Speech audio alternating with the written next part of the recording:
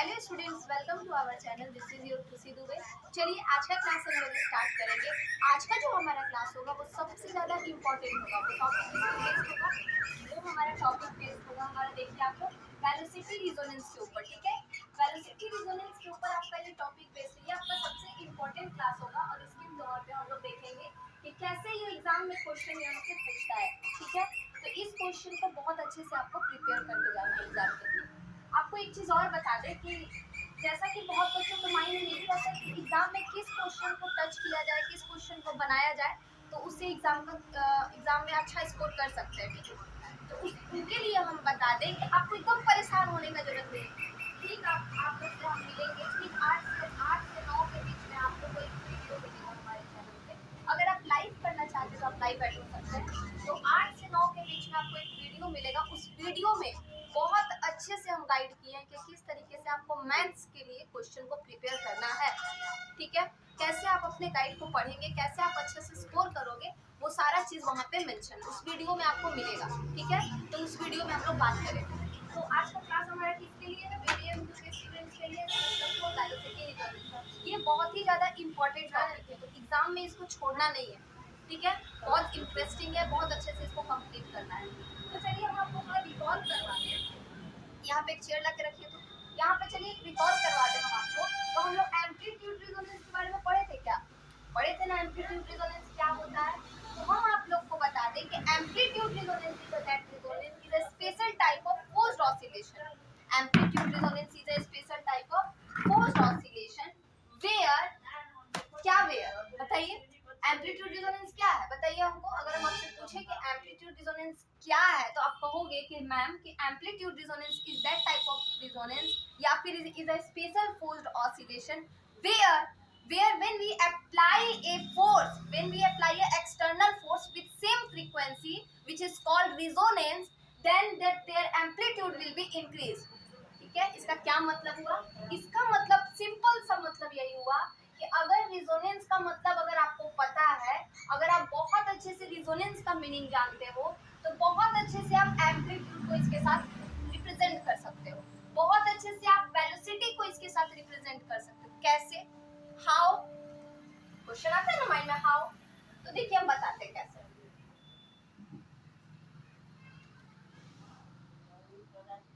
सबसे पहले तो आप लोग हेडिंग डालिए वेलोसिटी रिजोनेंस। एम्पलीट्यूड पढ़े हम लोग ना, अभी समझे। वेलोसिटी रिजोनेंस को हेडिंग डालिए, ठीक है। वेलोसिटी रिजोनेंस हेडिंग डालिए।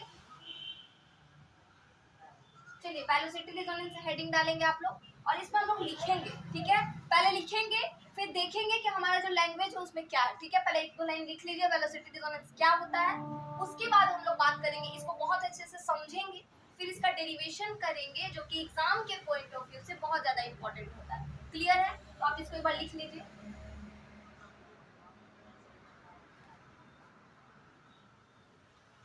चलिए अब स्टार्ट करते हैं हम लोग। स्टार्ट किया जाए। लिखिए आप लोग द मैक्सिमम वेलोसिटी, लिखिए the maximum velocity, sorry the maximum value of velocity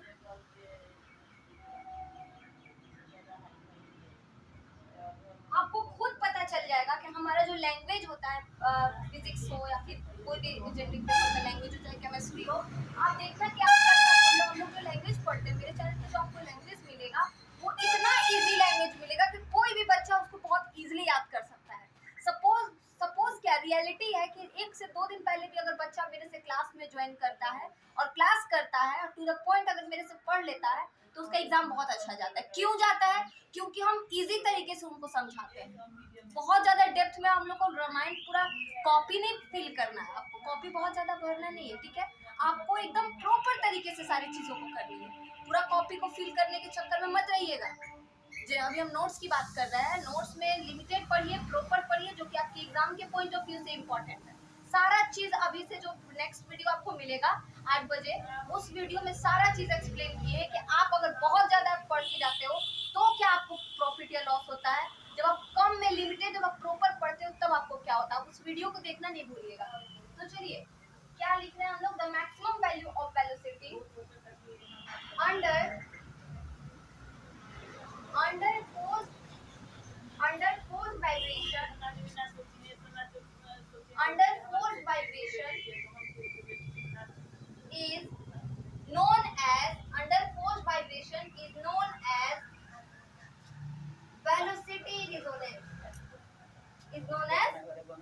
velocity resonance.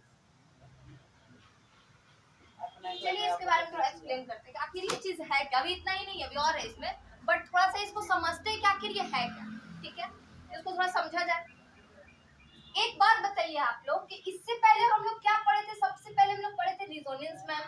ठीक है मैम, आप रिजोनेंस बहुत अच्छे से पढ़ाए थे, बट बहुत बच्चे हम लोग ऐप में पढ़े थे, तो कोई बात नहीं, अभी थोड़ा एक्सप्लेन कर देते हैं रिजोनेंस क्या होता है। रिजोनेंस क्या होता है, देखिए रिजोनेंस क्या है। तो रिजोनेंस क्या है तो उसको हम लोग देखेंगे अगर।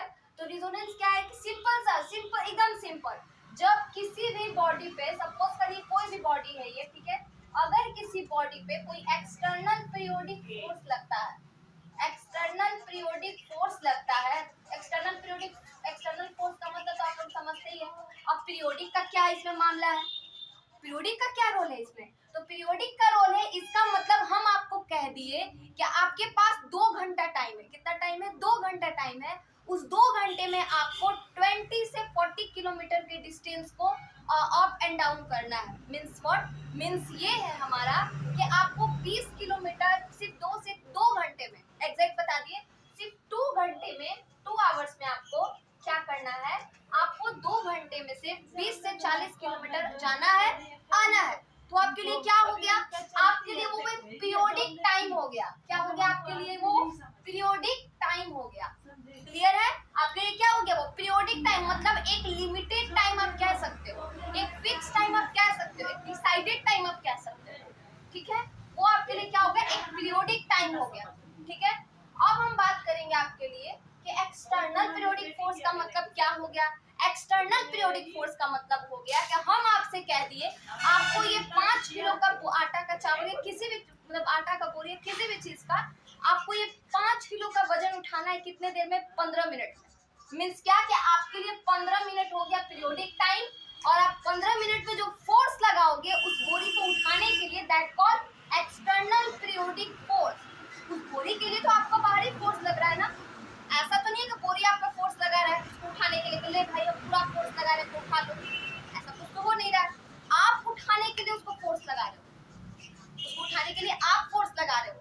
तो सिंपल सा बात है कि जब आप उठाने के लिए उसको फोर्स लगा रहे हो, मींस व्हाट, एक्सटर्नल फोर्स लग रहा है, एक पीरियोडिक टाइम पे लग रहा है, that mean called external periodic force हो गया वो। क्लियर है, समझ में आया। तो चलिए अब आगे बढ़ते हैं। अब हम यहाँ पे क्या कह रहे हैं, इसको ध्यान से समझिए। इसी चीज को रिजोनेंस कहते हैं। एक सेम फ्रीक्वेंसी पे किसी चीज पे फोर्स लगा रहे हैं हम।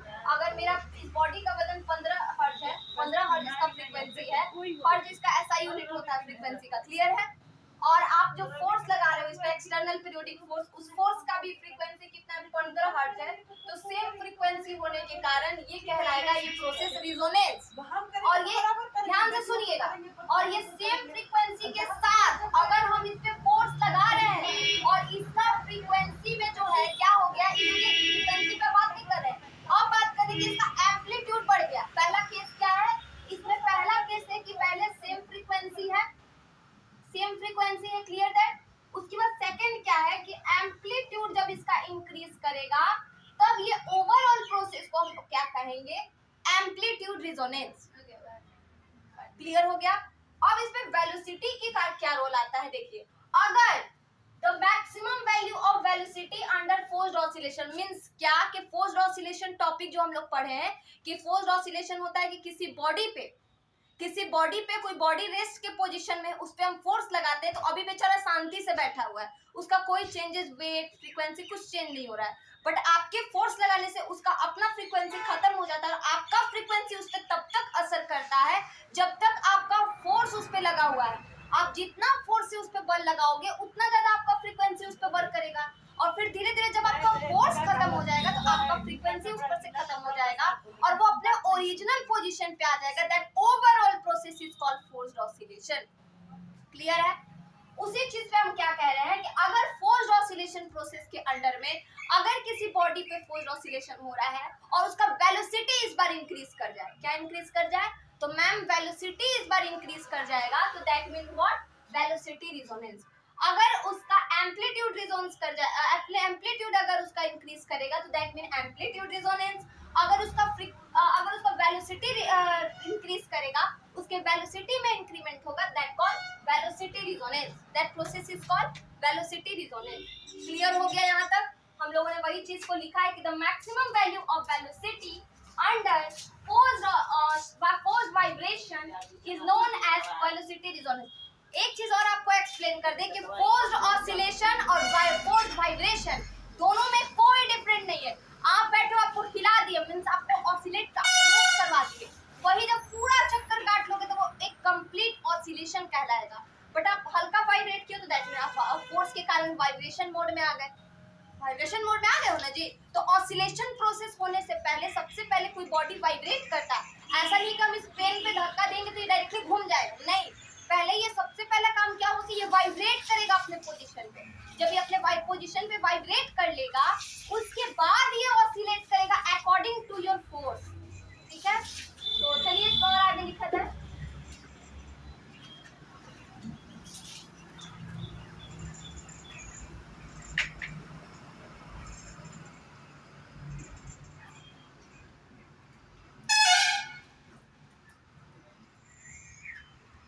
इसको और आगे लिखा जाए. चलिए लिखिए.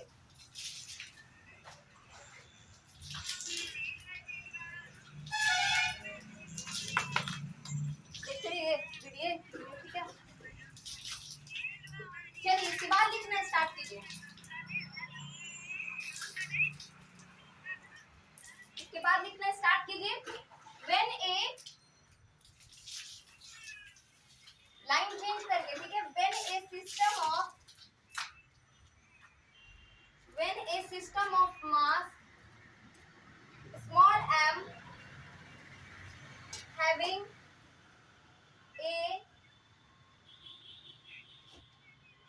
a natural angular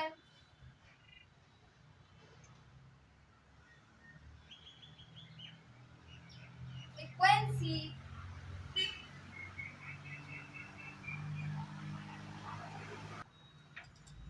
चलिए यहाँ पर देखिए हम क्या लिखे, इसको ध्यान से देखिए आप लोग. ठीक है, टाइम को बचाते हुए मैंने सोचा कि जो टाइम हम लिखने में लगाएंगे क्यों ना उसको एक्सप्लेन करने में लगाया जाए. तो इसीलिए मैंने क्या किया, टाइम को थोड़ा सा बचाया और उसको एक्सप्लेन करने में लगा देते. ठीक है, तो देखिए क्या यहाँ पे लिखे. स्टार्टिंग यहाँ तक तो हम लोग समझ गए थे कि अगर फोर्स्ड ऑसिलेशन प्रोसेस के अकॉर्डिंग या फोर्स्ड वाइब्रेशन प्रोसेस के अकॉर्डिंग हमारा जो वेलोसिटी होता है, उस बॉडी का वेलोसिटी, हमारा नहीं, उस बॉडी का वेलोसिटी जिस पे हम फोर्स लगा रहे हैं, अगर वो इंक्रीज कर जाता है तो that mean what, that process is called velocity resonance. याद रहे, रिजोनेंस का मतलब होता है सेम फ्रीक्वेंसी में फोर्स को लगाना. चाहे वो डिपेंड करता है, जैसे हम लोग पढ़ते ना एक चीज कि सनलाइट और पेड़ पौधा, ये सारा चीज जो सूर्य के प्रकाश से, सूर्य के लाइट से, सन के लाइट से जो सारा प्रोसेस होता है कि किस तरीके से चारों तरफ, वो ओवरऑल प्रोसेस क्या होता है. सूर्य का लाइट पेड़ पे पड़ता है, पेड़ से कार्बन डाइऑक्साइड ये जो निकलता है, फिर उससे फूड बनता है, फिर वापस से सारा ऑसिलेट, ये सारा प्रोसेस जो है उसको क्या कहते हैं, फोटोसिंथेसिस कहते हैं. याद है ना आपको. ठीक वैसे ही ठीक वैसे ही का मतलब है कि यहाँ पर भी कुछ वैसा ही है कि रिजोनेंस आपको समझना है. रिजोनेंस का मतलब ही होता है कि सेम फ्रीक्वेंसी पे फोर्स को अप्लाई करना. अब वो बात अलग है कि फ्रीक्वेंसी को अप्लाई करने के बाद उसका वेलोसिटी बढ़ता है, कि उसका एम्पलीट्यूड बढ़ता है, उसका कुछ भी बढ़ता हो, आई डोंट केयर. फिलहाल आई डोंट केयर, फिलहाल हम लोग को टू द पॉइंट पढ़ना है टॉपिक को, कि जैसे जैसे जो चीज उसका इंक्रीमेंट, जो चीज में इंक्रीमेंट आता है, दैट प्रोसेस.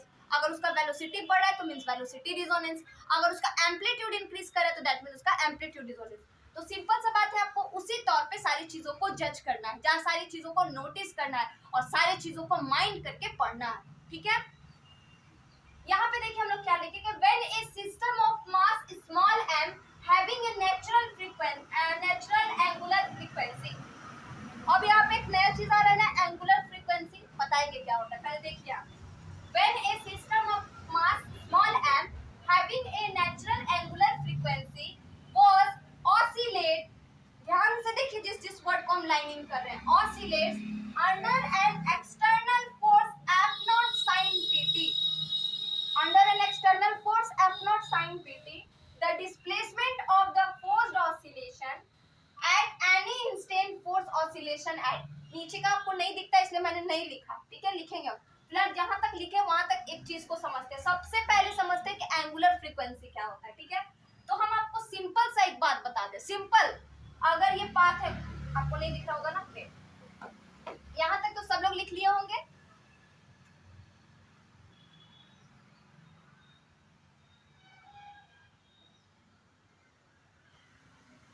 देखिए सपोज करिए कि आप जिस बॉडी को लिए वो बॉडी एक स्ट्रेट पॉइंट पे रखा हुआ है। व्हाट मींस, इसका मतलब ये हुआ कि कोई बॉडी आप ले रहे हो, वो बॉडी एकदम स्ट्रेट है, दिस लेवल, लो यहाँ पे रखा हुआ है, ठीक है। अब इस पर हम फोर्स लगा रहे हैं, ऊपर आगे पीछे दाएं बाएं कहीं से आप फोर्स इस पे लगा रहे हो। बॉडी किस पोजीशन पे है? तो बॉडी स्ट्रेट पोजीशन पे। कैसा है? तो हॉरिजॉन्टल है। Clear that? अब हम क्या कह रहे हैं कि अगर हम इस पे फोर्स लगा रहे हो और बॉडी अप, अगर इसका फ्रीक्वेंसी, अगर जैसे झूला का एग्जांपल लेते हैं, तो कभी भी आप ऐसा नहीं देखोगे कि हम किसी को झूला झुला रहे हैं तो उसका इतना जोर से झूला नहीं झुलाते को घूम के वापस से चलाए। मींस ऐसे नहीं आता है, वो हमेशा ऐसे इस टाइप से। एक वॉच जो देखियो ना, पेंडुलम वाला वॉच, वैसे ही मूव करता है इस टाइप से। कभी भी ऐसे देखे हो कि कोई झूला पे बैठा है, उसको झुलाते झुलाते ऐसे घुमा दी, होता है क्या? कभी नहीं ना होता है, उलट नहीं ना जाता है वो।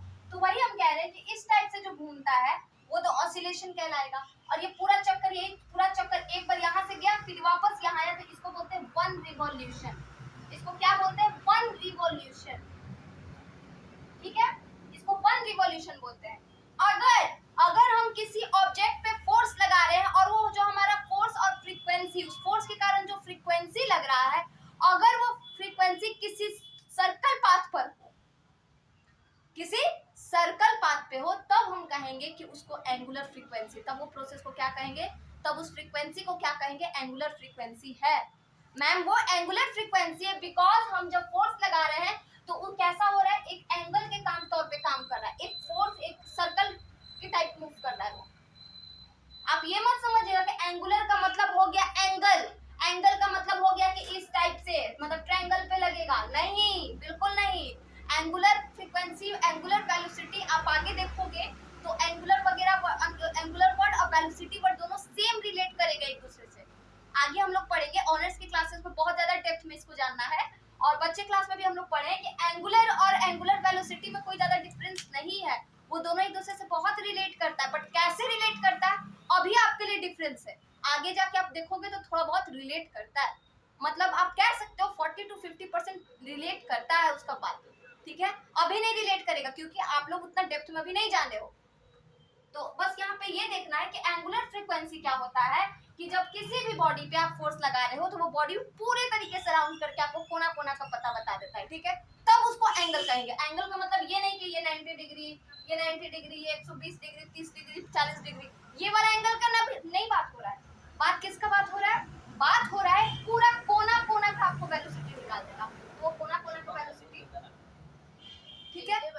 तो इसी चीज को कहा जाता है एंगुलर फ्रीक्वेंसी। तो यहाँ पे हम क्या लिखे थे? तो हम यहाँ पे लिखे थे कि किसी भी सिस्टम के, क्या लिखे थे हम? किसी भी सिस्टम, कोई सिस्टम है, मान लीजिए उसका मास m है और उसका एंगुलर फ्रीक्वेंसी क्या कर रहा है, उस पे जब हम फोर्स लगा रहे हैं तो उसका एंगुलर फ्रीक्वेंसी ऑसिलेट कर रहा है। इसका मतलब समझे आप बैठे हो, एक व्हील का एग्जांपल लीजिए। व्हील मतलब क्या? पहिया।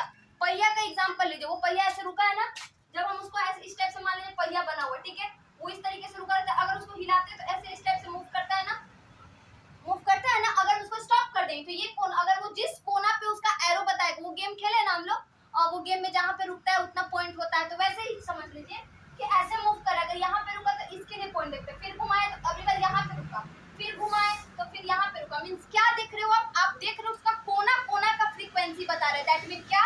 ये एंगुलर फ्रीक्वेंसी बता रहा है। समझ में आ गया? अब कोई डाउट नहीं होगा ना एंगुलर फ्रीक्वेंसी में। चलिए अब पॉइंट पे आते हैं। कह रहा है कि कोई बॉडी है, उस बॉडी का उस सिस्टम में, मान लेते हैं सिस्टम का मास कितना m है, ठीक है। इसका एंगुलर फ्रीक्वेंसी पे वर्क कर रहे हैं, उस पे फोर्स लगा है, इसका एंगुलर फ्रीक्वेंसी में चेंजेस आ रहा है। अब क्या कहता है कि देखिए अब उसका एंगुलर फ्रीक्वेंसी पे वो बॉडी क्या कर रहा है? ऑसिलेट कर रहा है। अब देखिए हम क्या करें, अंडर एन एक्सटर्नल फोर्स, किस फोर्स के कारण? हम फोर्स लगा दिए कितना इस पे? F0 sin pt, F0 sin pt बाबू, हम इस पे फोर्स लगा दिए, जिसके कारण इसका एंगुलर फ्रीक्वेंसी क्या करने लगा? ऑसिलेट करने लगा। ये अंदर ही ऑसिलेट करने लगा ये ऑब्जेक्ट। और धीरे धीरे क्या देखेंगे हम लोग कि इसका एक एक करके इसी का एंगुलर वेलोसिटी भी निकालेंगे, ठीक है। उसके बाद क्या कहता है कि डिस्प्लेसमेंट। अब क्या है, हम अभी बताए ना आपको कि हम लोग वो गेम खेलते हैं ना, वो आप देखे होंगे बहुत ज्यादा वगैरह, क्या बोलते हैं उसको, जुआ वगैरह में वो सा गेम होता है कि ऐसे ऑसिलेट किए, जहाँ पे रुका उतना पॉइंट, फिर यहाँ रुका फिर घुमाया, फिर जहां रुका उतना पॉइंट। मीन्स जैसे जैसे जहां जहां वो रुकते जाएगा उस अकॉर्डिंग उसका फोर्स डिसाइड होते जाएगा। क्लियर है?